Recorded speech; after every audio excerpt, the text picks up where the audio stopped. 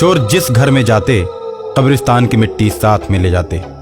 आराम से घर में घुसकर सारा कीमती सामान चुरा ले जाते। चारों चोर एक दिन कब्रिस्तान से मिट्टी ले रहे थे, तब तक एक जिन्न प्रकट हो जाता है।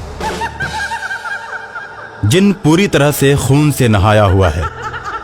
उसे देखकर चारों चोर डर की वजह से भागने लगते हैं। जिन्न चारों को पकड़ लेता है और कहता है, तुम लोग रोज मेरे कब्रिस्तान से मिट्टी चुराते हो और छिड़क कर लोगों के घरों में चोरी करते हो। मैं तुम लोगों को एक एक करके खा जाऊंगा। कि हमें माफ कर दो, अब हम ऐसी गलती नहीं करेंगे। आप जो कहोगे वही करेंगे। ठीक है, अब तुम प्रतिदिन 2 मुर्गे हमें खाने के लिए लाओगे। हम तुम्हें माफ कर देंगे, लेकिन याद रहे, जिस दिन मुर्गे नहीं लाओगे उस दिन मैं तुम लोगों को मार कर खा जाऊंगा। ठीक है। अब रात के 12 बजे चोर पोल्ट्री फार्म में जाकर जिन्न के लिए मुर्गे चुराते हैं और कब्रिस्तान में लाकर जिन्न को दे देते हैं। पोल्ट्री फार्म का मालिक जब सुबह मुर्गों की गिनती करता है तो 2 मुर्गे गिनती में कम हो जाते हैं। ये जरूर चोरों का ही काम है। अब मैं अपने फार्म की निगरानी करूंगा और चोरों को पकड़कर कानून के हवाले कर दूंगा। ऐसा सोचकर पोल्ट्री फार्म का मालिक रात में छुपकर मुर्गों की निगरानी करता है। रात के 11 बजे चोर मुर्गा चुराने के लिए आते हैं। तब तक पोल्ट्री फार्म का मालिक धीरे से दरोगा को फोन कर देता है। दरोगा पोल्ट्री फार्म हाउस पर पहुंचता है और चारों को रंगे हाथों पकड़ लेता है। चोरों को थाने ले जाकर चोरों से पूछता है, शहर में तुम लोग ही चोरियां करते हो ना? दरोगा जी, अगर हम लोग चोरियां नहीं करेंगे तो जिन्न हमें मार डालेगा। नमक हरामो, चोरियां अपने लिए करते हो और बदनाम जिन्न को करते हो। जिन्न भूत को कानून नहीं मानता, नहीं मानता। अगर हम लोग जिन्न को समय से मुर्गे नहीं पहुंचाए तो जिन्न हम लोगों को यहाँ भी आकर मार देगा। अबे तू क्या समझता है कि जिन्न के डर से मैं तुम लोगों को छोड़ दूंगा? इतना मारूंगा कि हेकड़ी गुम हो जाएगी। बता, तूने किस किस के यहाँ चोरियां की हैं?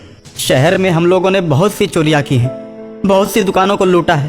अरे किस किस का नाम लें? अब देखिएगा दरोगा जी, जिन्न इस वक्त आता ही होगा। उसके आने का समय हो गया है। कब्रिस्तान में जिन्न मुर्गा न पाकर क्रोधित हो जाता है और उन चोरों की खोज में निकल पड़ता है। अपनी शक्तियों से जिन्न पता लगा लेता है कि चारों चोर कहाँ हैं। जब जिन्न को पता चलता है कि चारों चोर पुलिस की गिरफ्त में है, जिसकी वजह से आज मेरे लिए मुर्गे का प्रबंध नहीं हो पाया, तो जिन्न और क्रोध से भर जाता है और तुरंत उड़कर पुलिस स्टेशन जा पहुंचता है।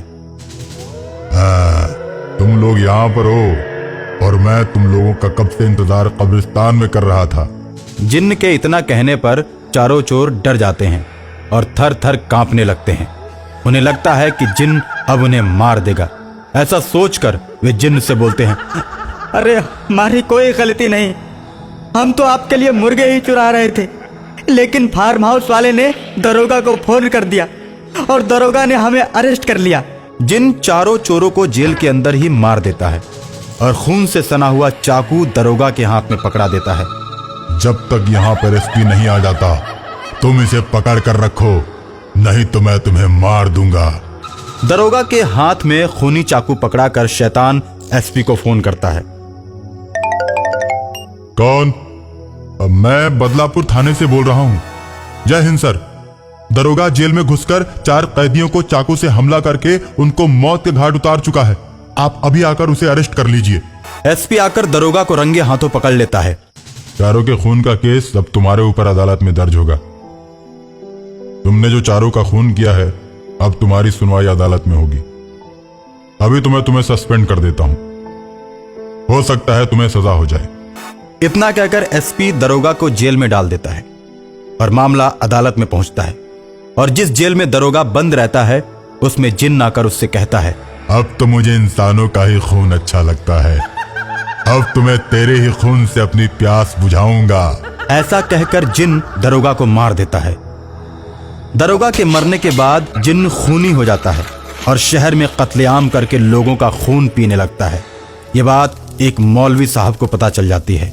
मौलवी साहब जिन्न के पास जाते हैं और उसके ऊपर कब्रिस्तान की मिट्टी छिड़कते हैं। कब्रिस्तान की मिट्टी पड़ते ही वो जिन चिल्लाने लगता है, उसका शरीर जलने लगता है और जलकर वो धीरे धीरे खाक हो जाता है और इस तरह जिन का अंत हो जाता है।